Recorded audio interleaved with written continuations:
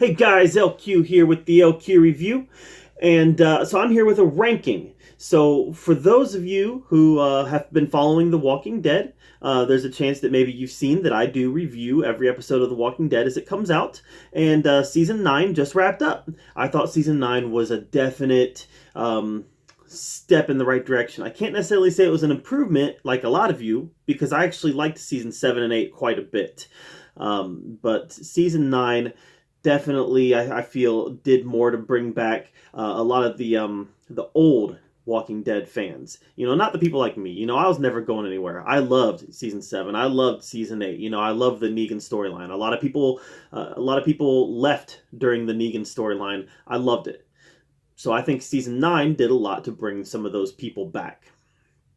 It went back to some very Walker centric storytelling. And I think that was important to a lot of people. But let's go ahead and rank the 9 seasons of The Walking Dead. I'm going to rank it from worst to best. So number 9, my opinion, the worst season of The Walking Dead is season 6. Season 6 is the season in Alexandria, where it starts with Morgan discovering that Rick had killed the doctor in Alexandria, and then you had the whole kind of season-long battle of wills against Rick and Morgan. I just didn't care for that. I mean, I liked it. I liked all 9 seasons of The Walking Dead quite a bit. But compared to the rest of the seasons, this season just seemed to drag a little bit. It had a lot of filler episodes, and it had a lot of stuff that I didn't necessarily think was necessary to the story. So season 9 is number 6. Or season 6, sorry. Season 6 is number 9. Number 8 is season 2. Season 2 is the one at the farm. Now, a lot of very important stuff happened in this season. You've got the Shane storyline. You've got the Atlanta group meeting the Green family. The Green family obviously going on to be some of the most important characters in The Walking Dead. It ends with Michonne. Not really showing her face for the first time, but showing her face for the first time to Andrea. So a lot of important stuff happened in season 2. I just feel like season 2 was a really slow burn. The climax was great. The Walkers taking over the farm. The climax with Shane's storyline and Rick and Lori and Carl. I thought all that was great, but it took a long time to get there. So season 2 is number 8. Number 7 is season 4.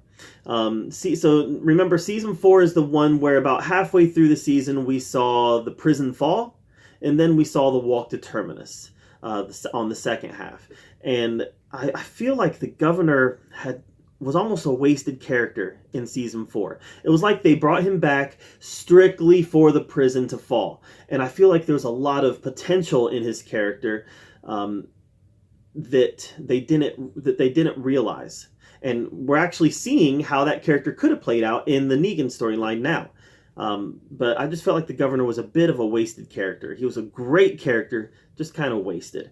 And I don't like it so much in The Walking Dead when everybody goes in different directions. I like our team family to be together.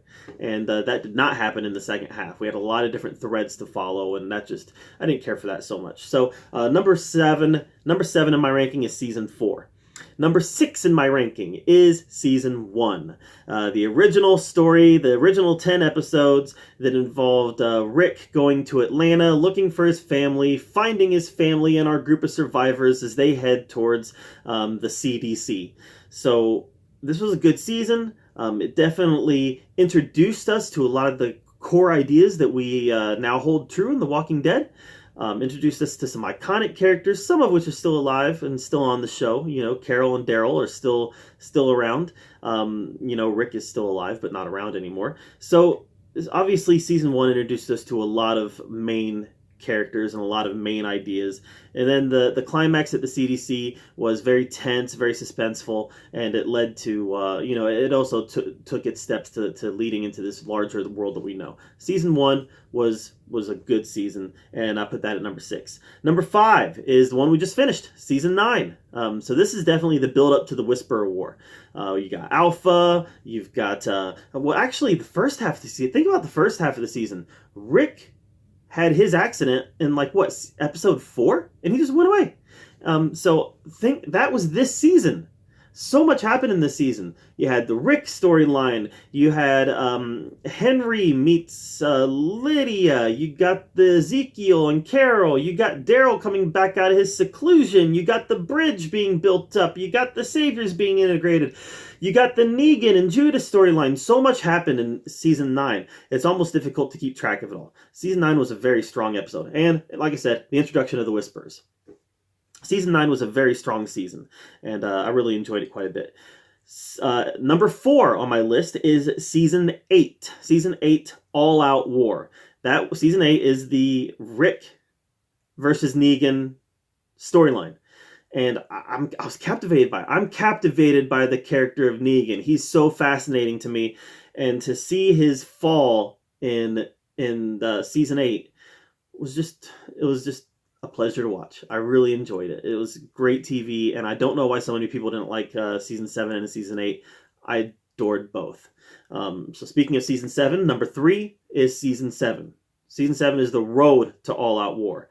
And there was so much desperation in Season 7, so much hopelessness, so much of Rick just keeping, not Rick, so much of Negan just keeping Rick under his boot, and you just wanted Rick to get out of it. And then in that last episode of the season, when the Kingdom and Hilltop comes in, and the tiger, Shiva, comes in, and Ezekiel yells, "Saviors!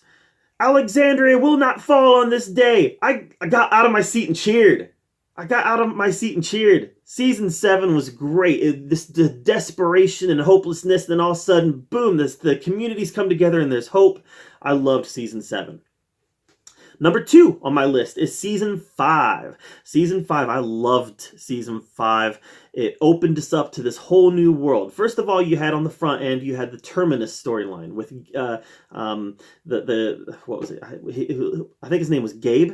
From Terminus and his followers following Rick and group and trying to kill them and eating Bob. Remember when they ate Bob? That was so twisted. And then ultimately our heroes finding Aaron and then finding Alexandria and getting introduced to this whole larger world that we now know. So Season 5 was such a transition season that really built The Walking Dead to what it is now. Season 5 was one of the most important seasons of The Walking Dead, and I loved it. And that's why it's number 2. But number 1 is Season 3. Season 3 is my favorite season of The Walking Dead. I feel like that's when The Walking Dead was kind of firing on all cylinders. That was the season at the prison where, they built this life for themselves at the prison. But wait a second, there's this other community out there, Woodbury, led by the governor, and he's not so nice. And ultimately, they're going to come to a head. And I loved the world building in Season 3. I loved the character building in Season 3. And I loved the rivalry between our two main characters, Rick and the governor. So great. Season 3 was The Walking Dead, firing on all cylinders, and that's why it's my number 1 season. So let's recap. Number 9 is Season 6. Number 8 is Season 2. Number 7 is Season 4. Number 6 is Season 1. Number 5 is Season 9. Number 4 is Season 8. Number 3 is Season 7. Number 2 is Season 5, and my favorite Walking Dead season is Season 3. What are your rankings? Let me know in the comments down below. I'm LQ, this is the LQ Review. Thank you so much for being here where we get to talk about all the geeky, nerdy stuff that we love to talk about, including The Walking Dead. Until next time, have a great day.